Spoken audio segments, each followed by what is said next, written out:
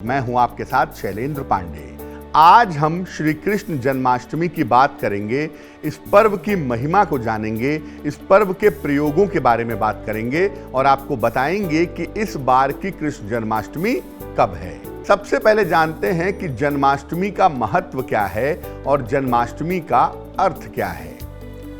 भगवान कृष्ण का जन्म भाद्रपद कृष्ण पक्ष की अष्टमी होने की वजह से कृष्ण का जन्म अष्टमी को हुआ, इसलिए ये हो गई जन्म की अष्टमी यानी कि जन्माष्टमी। भगवान कृष्ण का जन्म अष्टमी तिथि को हुआ था, इसलिए जन्माष्टमी के निर्धारण में अष्टमी तिथि का बहुत ज्यादा ध्यान रखते हैं। बेसिकली दो चीजों का ध्यान रखते हैं, एक अष्टमी तिथि का और एक रोहिणी नक्षत्र का। इस दिन भगवान कृष्ण की पूजा करने से संतान की प्राप्ति होती है, लंबी आयु और समृद्धि की प्राप्ति भी होती है। श्री कृष्ण जन्माष्टमी का पर्व मना करके हर तरीके की मनोकामना पूरी की जा सकती है। जिन लोगों का चंद्रमा कमजोर हो वो जन्माष्टमी के दिन विशेष पूजा करके लाभ ले सकते हैं।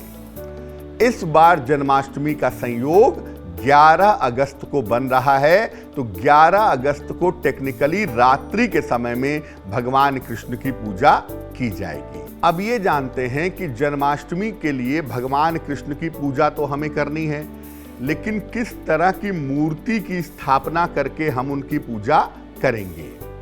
सामान्यतः जन्माष्टमी पर बाल कृष्ण की स्थापना की जाती है।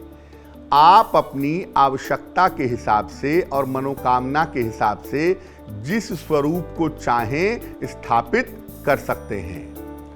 प्रेम और दाम्पत्य जीवन के लिए राधा कृष्ण की स्थापना करें, संतान के लिए बाल कृष्ण की स्थापना करें और सभी मनोकामनाओं के लिए बंशी वाले भगवान कृष्ण की स्थापना आपको करनी चाहिए।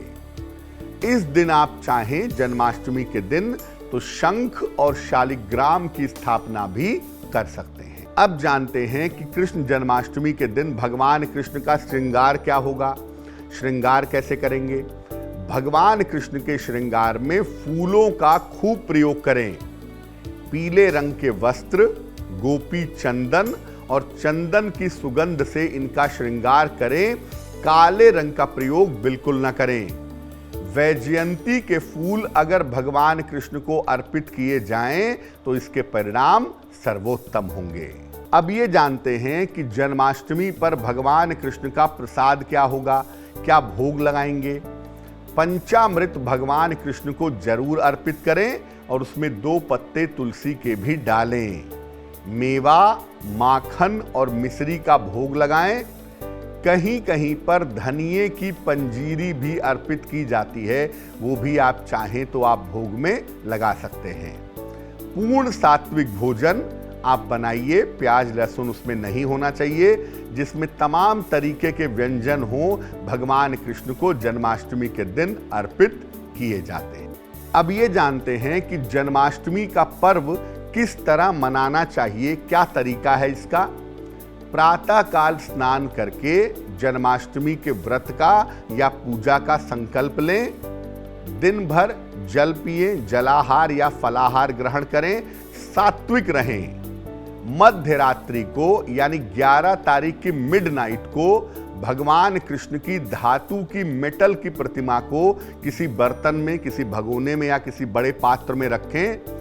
उस प्रतिमा को पहले दूध से, फिर दही से, फिर शहद से, फिर शक्कर से और अंत में घी से स्नान कराएं, फिर जल से स्नान कराएं। इसी को पंचामृत स्नान कहते हैं। इसके बाद उन्हें जल से स्नान कराएं, फिर उनका शरीर पोंछें, उन्हें पीतांबर, पुष्प और प्रसाद अर्पित करें। ध्यान रखें कि जिन चीजों से आप भगवान कृष्ण को स्नान कराएंगे वो चीजें शंख में डालकर ही अर्पित की जाएंगी। पूजा करने वाला व्यक्ति काले या सफेद रंग के कपड़े नहीं पहनेगा। भगवान कृष्ण को स्नान करा के उन्हें झूले में बैठा दें और इसके बाद अपनी मनोकामना के हिसाब से मंत्रों का जप करें, प्रार्थना करें। अंत में प्रसाद ग्रहण करें और प्रसाद लोगों में बांटें।